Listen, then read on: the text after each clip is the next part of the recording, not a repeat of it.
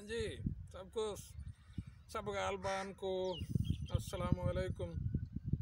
जोगी जादूगर आपके सामने मौजूद है। आज हम गुफ्तगू करते हैं गुज़श्ता गुफ्तगू से मुताल्लिक़ कि गुज़श्ता गुफ्तगू में मैंने अर्ज़ किया था कि गालिब और इकबाल का जो कलाम है ये आपस में मरबूत है, एक दूसरे को वाज़े करता है। कुछ लोगों ने मुझसे सवाल किया कि ये कैसे मुमकिन है और ये कैसे। उन्होंने बहुत से लोगों के हवाले दिए, जी फ़लाँ साहब तो ये कहते हैं, फ़लाँ साहब ये कहते हैं, उनके मुताबिक यूँ है और उनके मुताबिक यूँ है। तो मैंने मुनासिब समझा कि आज इस बात की भी वजाहत कर दूँ कि कोई शक शुबा न रह जाए। किसी भी बात या किसी भी मौजू पे, किसी मुद्दा पे जब हम बात करते हैं तो बात कर लेना बहुत आसान होता है, लेकिन उसके सारे पहलुओं को कवर करना, उन पे गुफ्तगू करना या उनको वाज़े करना वो ज़रा मुश्किल काम है। तो अक्सर लोगों की आदत होती है कि वो बस बात कर लेते हैं कि ये है वो है, बस मैं ये समझता हूँ, मैं वो समझता हूँ। तो चूँकि वो वाज़े नहीं करते वो क्यों ऐसा समझते हैं या उनका ऐसा ख्याल क्यों है, तो इस वजह से हमेशा बातों में उलझने रह जाती हैं, दर्जें रह जाती हैं, लूप्स रह जाते हैं, जिनकी वजह से फिर जवाब दर जवाब, रद्दुल जवाब, तरदीद, उसके जवाब में तरदीद चलता रहता खेल। तो बेहतर यही है कि बात को पूरी तरह से वाज़े कर दिया जाए ताकि इबहाम ना रहे। तो वाज़े हम इस तरह करें कि जो चीज़ें हम नज़र में नहीं रखते, मैं चाहता हूँ कि हम इस बार वो भी नज़र में रखें ताकि मेरी बात पूरी तरह समझ में आए। पहली बात तो ये देखने की होती है कि ऐसा कौन कहता है कि भाई इकबाल और गालिब तो एक दूसरे से अलग अलग हैं, ये एक दूसरे से बड़े मुख्तलिफ हैं, इनमें तो बड़ा बड़ा फ़र्क है, ये फ़र्क है, वो फ़र्क है। जब हम उन लोगों को देखते हैं कि वो कौन है, तो हम देखते हैं कि कोई जनाब बहुत बड़े नकाद हैं, कोई बहुत बड़े आलिम फाजिल हैं, कोई बहुत बड़े प्रोफेसर हैं, और कोई हैं कि जनाब वो कुछ भी नहीं है लेकिन वो समझते हैं कि वो कुछ हैं। तो इन सब लोगों की बात पे चाहे यकीन ना किया जाए, ना सुना जाए, फिर भी एक जहन में खलिश रह जाती है कि शायद यार वो सही कह रहा हो, पता नहीं वो किसी ख़ास वजह से ऐसा कह रहा हो। तो ये शक भी दिल से निकाल दें। एक मिसाल से मैं अपनी बात को समझाता हूँ, उम्मीद है आपको समझ आ जाए। कोई शख्स है, मैं हूँ, अज़मत नवाज़ है, हम जेटली की 200 फिल्में देख लेते हैं, हम जैकी चैन की भी 200 फिल्में देख लेते हैं, 300-400 फिल्में हम ब्रूस ली की देख लेते हैं। टोटल हमने 700 फिल्में 800 फिल्में देख ली जी मार्शल आर्ट्स के मौजू पर। ये फिल्में देखने के बाद हम फेमिलियर हो गए, हम कि जी फ़लाँ के कैसे मारी जाती है, फ्लाइंग किक इसे कहते हैं, हुक इसे कहते हैं, पंच करना इसे कहते हैं, ब्लॉक करना इसे कहते हैं, वो फ़लाँ होता है, वो फ़लाँ होता है। हमें ये मालूमात भी हो गई, लेकिन क्या इससे हम मार्शल आर्ट्स के माहिर बन गए? क्या 700 फिल्में देखने के बाद क्या जोगी जादूगर एक आध फ्लाइंग किक भी दुरुस्त तरीके से मार सकता है? जवाब तो बिल्कुल नहीं है इसका, कि बिल्कुल नहीं मार सकता। कोई और बंदा जो सिर्फ फिल्में देख के मार्शल आर्ट का माहिर बन जाए, जैकी चैन की तरह स्टार्ट करने लगे, वो वैसी फुर्ती दिखा सके, क्या ये सिर्फ फिल्में देखने से मुमकिन है? नहीं। इस मामले में हम सब बड़े सियाने बन जाते हैं कि देखें जी ऐसा तो मुमकिन नहीं, लेकिन उस मामले में हम बड़े अहमक बन जाते हैं कि जी फलां बुजुर्ग ने इतनी किताबें पढ़ी हुई हैं। अच्छा भाई, वो किसकी किताबें पढ़ी? वो जी फलां ने किताब लिखी थी, वो फलां ने किताब लिखी थी, वो फलां ने किताब लिखी थी। अरे यार वो तो है फलानों की किताबें, उस बुजुर्ग का अपना इल्म क्या है? अगर कोई 700 फिल्में देखकर मार्शल आर्ट का माहिर नहीं बन जाता, तो ये क्यों मुमकिन है कि कोई 1000 किताबें, 10,000 किताबें, 50,000 किताबें पढ़ के आलिम बन जाए, भाई वो बहुत बड़ा जनाब नकाद बन जाए? सोचिएगा इस पे। ये तो हो गई पढ़े लिखों का मसला। और जो ना पढ़े लिखे होते हैं, मसलन किसी अखबार में एक आध इक़्तिबास पढ़ लिया, थोड़ा सा वहाँ पे देख लिया, तो कहीं किसी किताब में कोई हवाला पढ़ लिया, उन्होंने कहा लो जी हम तो हो गए आलिम। फिर ऐसे लोग अपने जो बाकी बातों का वो कमी पूरी करते हैं शिद्दत से। वो इस शिद्दत से बात करते हैं कि अगला जी घबरा जाए उनसे, कि नहीं नहीं यार इससे तो डर जाओ, ये बंदा इतनी यकीन से जो कह रहा, तो क्या कह रहा होगा। तो ऐसे लोगों का की हकीकत तो सबसे मज़ेदार जो है वो पतरस बुखारी ने बयान की है। पतरस बुखारी का मज़मून मरहूम की याद में सबने पढ़ा होगा। उसमें एक मकाम आता है जब पतरस बताते हैं कि मैं साइकिल से तंग आके उसे बेचने की नीयत से एक दुकान पर गया। ज़िंदगी में कभी कोई चीज़ बेची नहीं थी, इसलिए पता नहीं था कि ऐसे मामलात में बात शुरू कैसे करते हैं। वहाँ पहुँचे तो वहाँ सब लोग सर उठा के इन्हें देखने लगे, जिसकी वजह से पतरस कहते हैं कि मैं और भी कंफ्यूज हो गया। तो बमुश्किल मेरी ज़बान से ये निकला कि ये साइकिल है। दुकानदार ने कहा अच्छा तो फिर। मैंने कहा बेचते हैं हम इसे। उसने कहा बेच के क्या करेंगे। खैर जब इन्होंने बताया कि मैं बेच के क्या करूँगा, जब मैं क्यों बेचूँगा, तो उसने अपने एक हेल्पर को आवाज़ दी कि खुदा बख्श जरा यहाँ आना, ये साइकिल यहाँ बिकने आई है। और अब इस जुमले पर गौर कीजिएगा।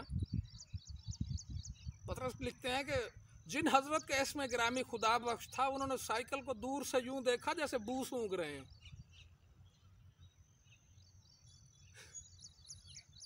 तो हमारे ये जो शिद्दत पसंद किस्म के जो नकाद होते हैं या बुजुर्ग बन जाते हैं, जो अदबी शख्सियात बने फिरते हैं, तो इनकी है हकीकत सिर्फ इतनी होती है कि इन्होंने साइकिल को दूर से यूं देखा कि जैसे ये बू सूंघते हैं। ये लोग इकबाल को भी ऐसे ही दूर से यूं पढ़ते हैं कि जैसे बू सूंघ रहे हो।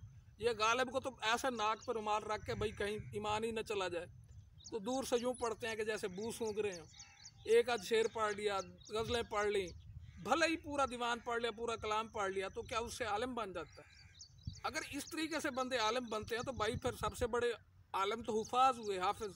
हमारा ये छोटा सा गांव है, 10 घर हैं उसमें, और 10 घरों में से मेरे ख्याल में 5 हाफिज हैं।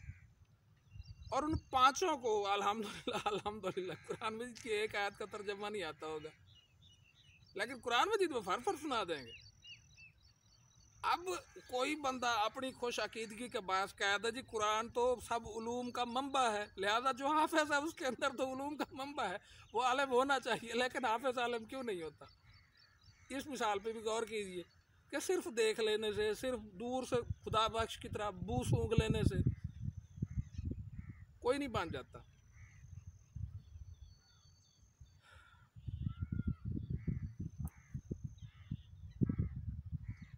बहुत कुछ तो मैंने गुज़श्ता गुफ्तगू में वाज़े कर दिया था।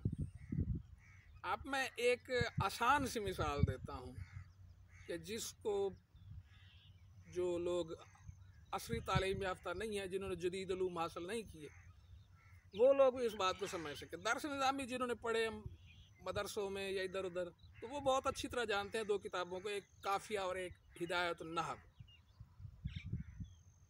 दर्स निज़ामी पढ़े हुए मेरी बात को फ़ौरन समझ जाएंगे कि काफ़िया के पढ़ने से पहले निसाब में हिदायतुन नहव पढ़ाई जाती है। वो इसलिए कि हिदायतुन नहव पढ़ने से काफ़िया का पढ़ना और उसका समझना आसान हो जाता है। और यही मिसाल मैं अक्सर देता हूँ कि अल्लामा इकबाल का कलाम वो है, वो बमंज़िला हिदायतुन नहव है, और गालिब का कलाम काफ़िया है। काफ काफ कौन सा काफ किताब वाला।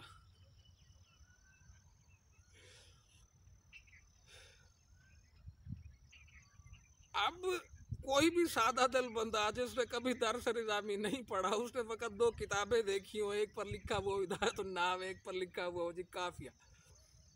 अब वो तो बेचारा अब शिद्दत से गवाहियाँ भी दे सकता है, लड़ झगड़ भी सकता है कि वो तो एक और किताब है, उसका तो नाम ही और है, उसका मुसन्निफ ही और है इब्न हयान, और ये काफ़िया ये तो अल्लामा इब्न हाजिब ने लिखी है जी, ये तो किताब ही और है, तो उससे है भी छोटी।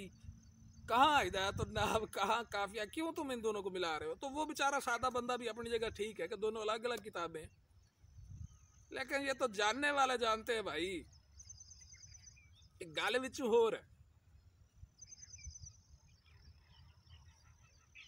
जिन लोगों को ये मिसाल भी समझ नहीं आई उनकी आसानी के लिए मैं मज़ीद वाज़े कर देता हूँ और ये भी समझा देता हूँ कि इनमें अगर फ़र्क है तो कितना है।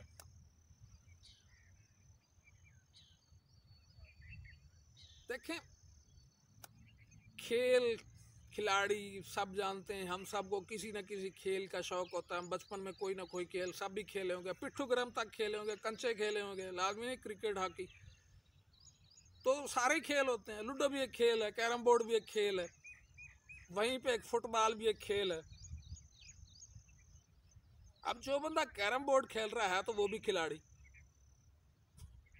कैरम बोर्ड खेलते हुए उसकी कितनी तवानाई सर्फ होती है, सिर्फ उंगलियां काम कर रही हैं, ना उसको भागना दौड़ना पड़ रहा है ना कुछ। और जो फुटबॉल वाला जो खेल रहा है खिलाड़ी, वो बेचारा घंटा घंटा तो ऐसे ही पागलों की तरह दौड़ते रहते हैं एक ही गेंद के पीछे है, तो वो भी खिलाड़ी। वो भी खेल है, वो भी खेल है, लेकिन फ़र्क क्या है? फ़र्क है मुश्किल पसंदी का। फुटबॉल भी इंसान खेलते हैं, कैरम बोर्ड लूडो ये भी इंसान खेलते हैं, गुल्ली डंडा भी इंसान खेल लेते हैं। फ़र्क क्या है? जो सहल पसंद होते हैं, जो आसान पसंद होते हैं, वो वही आसान सा खेल खेल लेते हैं। बाद लोग मोबाइल पर स्नेक वाली गेम भी खेल लेते हैं। लेकिन जो लोग महा मुश्किल पसंद होते हैं वो खेलते हैं फुटबॉल, हॉकी। और जो उनसे भी मुश्किल पसंद होते हैं वो कोह पैमाई करते हैं, वो ट्रैकिंग करते हैं, वो स्केटिंग करते हैं, स्काई जंपिंग करते हैं, स्कूबा डाइविंग करते हैं। ऐसे ऐसे ख़तरनाक वो है, तो वो भी खेल। तो क्या बात वाज़े हो गई कि वो भी खेल बराबर हैं भाई? खेल की हद तक तो दोनों बराबर, मतलब उनमें कदर मुश्तरक है। लेकिन जो एक बारीक सा फ़र्क है वो है सहल पसंदी का और मुश्किल पसंदी का। जो लूडो खेल रहा है आप उस पर एतराज़ नहीं कर सकते कि वो तो खेल ही नहीं रहा, वो खिलाड़ी ही नहीं है, वो कुछ गैर सेहतमंद सरगर्मी कर रहा है। और ना ही आप उसको कह सकते हैं कि वो कोई नई चीज़ कर रहा है, वो खेल से ऊपर की चीज़ है वो भी खेल। यही मिसाल है गालिब और इकबाल की। शायरी दोनों की शायरी है, गालिब ने भी शायरी की, इकबाल ने भी शायरी की। इकबाल का कलाम निस्बतन आसान है, बहुत से लोगों को मुश्किल लगता होगा, लेकिन मैं तो कसम दे सकता हूँ भाई कि वो बहुत आसान है। गालिब का कलाम निस्बतन मुश्किल है, लिहाजा जितने लोग सहल पसंद होते हैं, आसानी पसंद होते हैं, जो कहते हैं कि आसानी से हाथ आ जाए, आसानी से हज़म हो जाए, वो लोग इकबाल से मदद लेते हैं, उनको पढ़ते हैं। वही बातें उनमें आसान करके लिखी हुई हैं, वाज़े करके लिखी हुई हैं, थोड़ी सी डीकम्प्रेस करके लिखी हुई हैं। गालिब की हाँ वही कुछ कंप्रेस्ड है, मरबूत है और थोड़ा सा मुश्किल भी है। मंजिल दोनों की एक है। जिनको ये भी समझ नहीं आई उनके लिए मैं इससे भी एक आसान मिसाल देता हूँ कि फ़र्ज़ करें, एक तमसील फ़र्ज़ करें अपने जहन में कि कोई बंदा जा रहा था कहीं, रास्ते में जहाज़ क्रैश हो गया किसी सहरा में, सारे मर मुर गए, एक बंदा अकेला बचा। अब वो बेचारा पैदल, ज़ाहिर है ना उसके पास GPS है ना कुछ है, उसको मंजिल का तयन नहीं है, उसे पता ही नहीं है कि मैंने किस समत में जाना है। वो इधर उधर तो वो भटकेगा, ज़ाहिर है इस भटकने में उसे प्यास भी लगेगी। जैसे ही उसे प्यास लगेगी उसे मंजिल की फ़िक्र भूल जाएगी, उसकी पहली फ़िक्र हो जाएगी कि किसी तरह मेरी प्यास बुझ जाए। अब मंजिल उसकी सानवी तरजीह हो जाएगी, पहली तरजीह हो जाएगी पानी, तो पानी की तलाश में भटकेगा। फ़र्ज़ करें जी किस्मत से, उसकी खुशकिस्मती से उसे एक जगह वो पहुँचता है, नखलिस्तान में तो बहुत से दरख्त होते हैं, वहाँ पर सिर्फ एक खजूर का दरख्त खड़ा है और उस खजूर के दरख्त के नीचे जनाब एक बाबा जी बैठे हैं। तो वो वहाँ पे पहुँचता है, कहता जी बाबा जी मैं जान बलब हूँ, बहुत प्यास लगी है, पानी मिलेगा? बाबा जी कहते हैं बिल्कुल बैठो, आओ पानी पिलाता हूँ तुम्हें। बाबा जी के पास एक घड़ा पड़ा है, वो उसमें से जनाब गिलास भर के देते हैं, 1 2 3 4 पीता जा, जितना पीता जा। बंदा सैर होके पी लेता है, प्यास बुझ गई। बाबा जी कहते हैं अभी कहाँ जा रहे हो? जी फलां जगह जा रहा हूँ, लेकिन मंजिल का रास्ता नहीं पता। वो कहता है चलो ये लो मैं तुम्हें बताता हूँ, यहाँ ऐसे ऐसे चले जाओ, वो सीधा मंजिल पे पहुँच जाओगे। अब इसी मिसाल को ज़रा दूसरी नज़र से देखें। फ़र्ज़ करें ऐसा ही बंदा पहुँचे जनाब, उसी सहरा में भटकता फिर रहा है, पानी तलाश करता फिर रहा है, वैसे ही जनाब किसी खजूर के दरख्त के नीचे पहुँचा है, या कह लें कि नखलिस्तान है, चलो नखलिस्तान ही समझ लें। वहाँ पहुँचता है तो एक बाबा जी बैठे हैं। बाबा जी मरने वाला हूँ, जान बलब, अगर पानी ना मिला तो कुछ ही देर में मेरी तो जान निकल जानी है, मैं थकावट से मर रहा हूँ, क्या यहाँ पानी मिलेगा? बाबा जी कहेंगे पानी मिलेगा तो नहीं, क्योंकि मेरे पास जो घड़ा पड़ा है वो भी खाली है, लेकिन अगर थोड़ी सी हिम्मत करो तो मुझे एक जगह का पता है वहां से पानी निकल सकता है, हिम्मत करोगे? बंदा अगर अब है वाकई उसको प्यासा है तो वो कहेगा ठीक है जी, मैं अब बाकी इस सहरा में कहीं और से तो पानी निकलने की उम्मीद नहीं है, लिहाजा यही खुदाई कर लेता हूँ, या तो प्यास से मर जाऊंगा या फिर पानी निकल आएगा। लेकिन अगर है बंदा सैल पसंद है कि नहीं जी मैं खुद मुझे तो हाथ ही ना हिलाना पड़े, मुझे सोचना समझना ही ना पड़े, पानी मिल जाए बस, तो वो कहेगा नहीं मैं कोई और जगह देख लेता हूँ। अब सहल पसंद क्या करेगा, वो कहेगा जी मैं कुछ और एक और ऑप्शन ट्राई कर लेता हूँ, अगर वहाँ से पानी मिलता है ठीक है, वरना मैं दोबारा यहीं आ जाऊँगा। लेकिन जो वाकई प्यासा है, जिसकी जान पर बनी हुई है, वो कहेगा मरना तो वैसा ही है, चले आप वो जगह बता दें कि जहाँ से पानी निकल सकता है, खुदाई करते हैं। अब बाबा जी उसे कुदाल भी पकड़ा देते हैं, उसे कहते हैं लो भाई ये भी खोदो। लेकिन बाबा जी की कमाल ये है कि बाबा जी साथ साथ उसको कहते हैं चल यार हूँ तो मैं बुढ़ा सा, मैं भी तुम्हारा साथ देता हूँ, कुछ 2-4 टप्पे मैं भी मार लूँगा। बाबा जी भी खुदाई में शामिल हो गए, साथ साथ उसका खुदाई कर रहे हैं। अब बंदे को महसूस भी नहीं हो रहा कि मुझसे ज़्यादा तो बाबा खोद रहा है, और बाबा जी सिर्फ खोद ही नहीं रहे, बाबा जी साथ साथ उसको लतीफ़े भी सुनाए जा रहे हैं। उन लतीफ़ों में, गप्पों में उसे एहसास ही नहीं हो रहा कि मुझे प्यास थी, मुझे प्यास की शिद्दत है। ज़ाहिर है एक नफ्सियाती मज़हर है कि आप जब आप में इंटरप्ट रिक्वेस्ट आती है, कंप्यूटर के तालिब इल्म तो बहुत अच्छी तरह जानते होंगे IRQs को, सेम टू सेम ऐसे एक दिमागी RQ भी होता है कि जब आपके सामने कोई एक मसलन आप किसी दुख की शिद्दत में गिरफ्तार हैं, बहुत गमगीन है, अचानक कोई बंदा आके कह दे उठ भाज बम गिरने वाला है, आपको उस वक्त दुख शौक भूल जाएगा, उठ कर दुड़की लगा देंगे, जूती कहाँ है कहाँ, आपको नहीं पता होगा ये क्या हुआ। ये IRQ है कि आपको उस दुख से कोई बड़ी मुसीबत आती है, आपने देखी है, तो आप वक्ती तौर पर ही सही उसको भूल गए। तो ये वाला तरीका वो बाबा जी अपना रहे हैं कि प्यास तो उसको लगी हुई है, लेकिन वो उसे हंसाने में लगे हुए हैं, जो लतीफ़े सुना रहे हैं, वो फलाने की गप सुना दी, मैंने फलाने बादशाह का किस्सा सुना, वो सुना दिया, तो और लगे हुए भी हैं। इतनी देर में जी कुआं भी खोद गया, पानी निकल आया, बाबा जी कहते हैं वाह भाई वाह, तेरी क्या बात है, तूने कुआं खोदा, चल यार अब मुझे भी पानी पिला। अगर आपने कभी ऐसा किया वो अपने हाथ से करके खाया हो, पिया हो, तो आप इस एहसास को बहुत मज़े से समझेंगे कि वो एहसास दुनिया का सबसे खूबसूरत एहसास होगा कि यार ये मैंने किया है। उस एहसास से कीमती मैं ज़ाती तौर पर कह सकता हूँ कोई चीज़ है ही नहीं, और ये बात वही समझेंगे कि जो ज़ाती कुव्वत बाजू में भरोसा करते हो। दूसरों की लिखी किताबें पढ़ने वाले कभी नहीं समझ सकते, उनके लिए तो ये बात गप है, भाई मैं पेंडू एक मंजी पे बैठा गप्पे सुनाया जा रहा है, इसमें तो कोई इल्मी बात ही नहीं है, बिल्कुल नहीं है। इसमें इल्मी बात उनको नज़र आएगी जिन्होंने खुद ये करके देखा होगा, जिन पे ये आलम गुजरा होगा, जिन्होंने कभी जान बलब्बी की कैफियत से गुजरे होंगे, कभी नज़ा का आलम तारी हुआ हाय मर्दा। तो भाई वही दाग वाली बात कि हाय कम वक्त तूने पी ही नहीं। तो ये जो दोनों बाबों की मिसालें दी हैं, एक बाबा जी हैं अल्लामा इकबाल। अल्लामा इकबाल बहुत बहुत नरम दिल, बहुत शफीक, निहायत रहम वाले, वो आपको तरसा ही नहीं सकते, वो आपको तड़पता देख ही नहीं सकते। उनके दिल में इतना रहम है कि वो कहते हैं भाई इसको 1 मिनट भी ना लगे, इसका प्यास बुझ जाए, इसको मैं रास्ता भी बता दूं, इसको मंजिल पहुंचा दूं, उनको शौक है। लेकिन गालिब क्या करते हैं, प्यास तो गालिब भी फटाफट गिलास भर के दे सकते हैं, प्यास बुझवा सकते हैं, लेकिन गालिब कहते हैं पुत्र अपने जोरे बाजू पे भरोसा कर।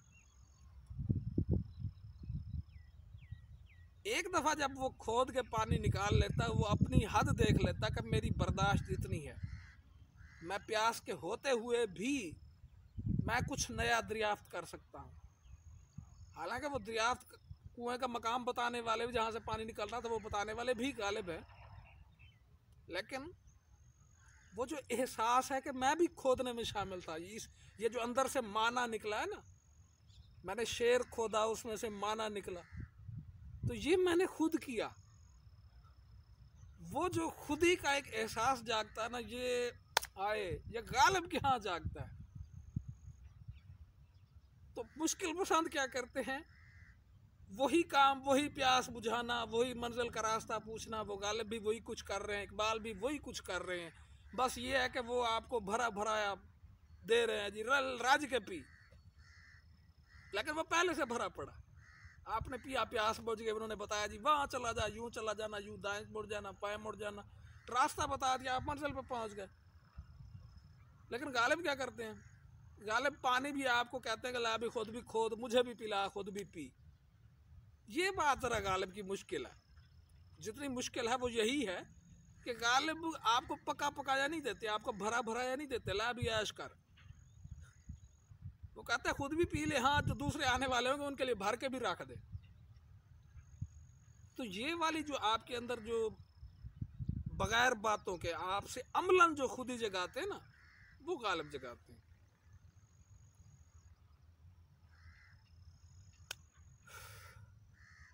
शेख और रईस बू अली सीना का नाम भी आप सब लोगों ने सुना होगा, बहुत से लोगों ने उनकी किताबें भी पढ़ी होंगी। अरे अब सब लोग मेरे देखने वाले एक जैसे तो नहीं हैं, बहुत से लोग ज़्यादा पढ़े लिखे भी हैं, बाद लोगों का मुताला कम भी होता है।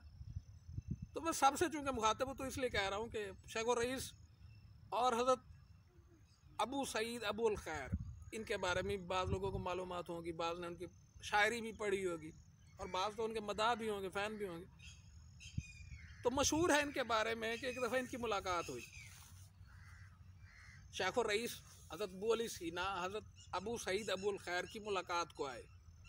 खासी देर मुलाकात रही, ज़ाहिर है जब इल्म वाले बैठते हैं तो फिर महफिल ही और होती है, मज़ा ही और होता है।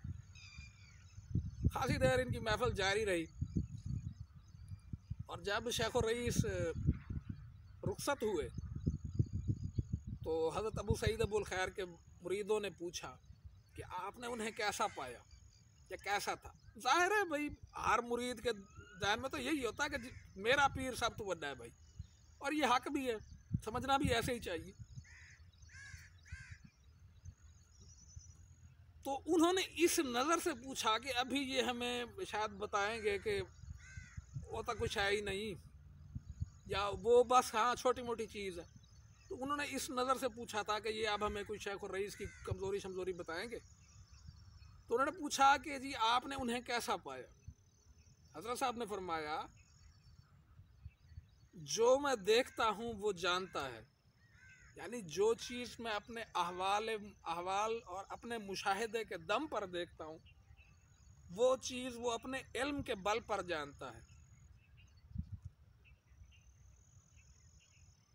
क्या आपको इसमें कुछ नज़र आ रहा है कि शेख और रईस बू अली सीना और शख्सियत हैं, वो तो साइंसदान भी हैं माशाल्लाह, वो फ़लसफ़ी हैं, आप मंतकी हैं, क्या क्या हैं, बल्कि तेब में सुभान अल्लाह क्या क्या खिदमात गिनवाई जाए उनकी। और जो हज़रत अबू सईद अबुल खैर हैं वो शायर हैं, वो बुज़ुर्ग हैं, सूफ़ी हैं, वलीउल्लाह हैं। बज़ाहिर दोनों की शख्सियात मुख्तलिफ हैं भाई, किथे अबू सईद अबुल खैर तो किथे अबू अली सीना। लेकिन अबू सईद अबुल खैर क्या फरमा रहे हैं, जो मैं देखता हूँ वो जानता है। तो मेरे भाइयों, मेरे बुज़ुर्गों, आपने अगर दूसरों की लिखी हुई किताबों को पढ़ के यकीन कर लिया था, खुद कभी नहीं पढ़ा, बस दूसरों से सुन लिया जी फ़लाँ नकात यूँ कहते हैं, फ़लाँ हज़रत साहब यूँ कहते हैं, कभी खुद भी किया, कभी खुद भी देखा, या गालिब से पूछ लें या इकबाल से पूछ लें कि वो आपस में एक दूसरे के बारे में क्या कहते हैं, क्योंकि गालिब पहले हो के गुजरे हैं। लिहाजा वो तो इकबाल के बारे में ज़ाहिरी अल्फाज में कुछ नहीं कहे गए होंगे, लेकिन इकबाल से पूछ लें वो गालिब के बारे में क्या कहते हैं। तो उन्होंने बहुत कुछ कहा, स्ट्रेट रिफ्लेक्शन में पढ़ लें, बल्कि जावेद नामा से आगे यार क्या मिलना है आपको। जावेद नामा में तो उन्होंने वो जो कहते हैं ना कलम ही तोड़ दिया, कमाल कर दिया, अपनी पूरी ज़िंदगी का निचोड़ जावेद नामा में रख दिया। आसान पढ़ना है तो फिर बांगे दिरा से शुरू कर लें। अल्लामा इकबाल की सबसे पहली किताब बांगे दिरा, उसकी पहली नज़्म ही मिर्ज़ा गालिब की मदाही से शुरू होती है। पूछ लें उनसे कि इकबाल गालिब के बारे में क्या कहते हैं। भाई ये कि इल्म वाले की बात या इल्म वाले की हैसियत, उसकी हकीकत इल्म वाला ही बता सकता है। हम आप कौन होते हैं कि हम कहें नहीं जी नहीं इकबाल बड्डे हो, नहीं नहीं गालिब बड्डे हैं। भाई हम में कौन सी मुमतहिनी, हम इस लेवल पे हैं कि हम उन दोनों को जांच के बड़ाई का फैसला दे सकें, कौन बड़ा है कौन छोटा है। किसका लेवल है भाई? वो बंदा है कौन जो ये फैसला करने का अहल हो? उसे मुमतहिन किसने बनाया, उसे किसने जज बनाया? या तो फरीकैन ने उसको सालिस मुकर्रर किया, हाँ भी हमारे बीच बड़ाई का फैसला कर दे। ये लोग होते कौन है कि एम ही मान न मान मैं धक्के दा जज। तो इन दोनों में से जो बड़ा है जो छोटा है वो खुद जाने। अहले इल्म अपनी हकीकत खुद जानते हैं और वो खुद ही बता सकते हैं। तो अगर वो फार्मूला लगाना ना अबू सईद अबुल खैर और अबू अली सीना वाला, अबू अली सीना और हज़रत अबू सईद अबुल खैर के जो मुरीद हैं वो तो आपस में झगड़ सकते हैं कि जी वो गिनवाएंगे साढ़े अबू अली सीना ने जी तैब में इतनी खिदमात की, हमारे अबू अली सीना ने साइंस में इतनी खिदमात दी, हमारे अबू अली सीना ने फ़लसफ़ा में ये कमाल किया, हमारे अबू अली सीना ने मंतक में ये कमाल किया। अब अबू सईद अबुल खैर के वो कहेंगे जी ओए साढ़े पीर दिया करामता तो वेख भाई, वो गिनवाएंगे जी उन्होंने फलानी फलानी शायरी ऐसी कमाल कर दी। इससे क्या झगड़ा मिट जाएगा, बराबरी हो जाएगी।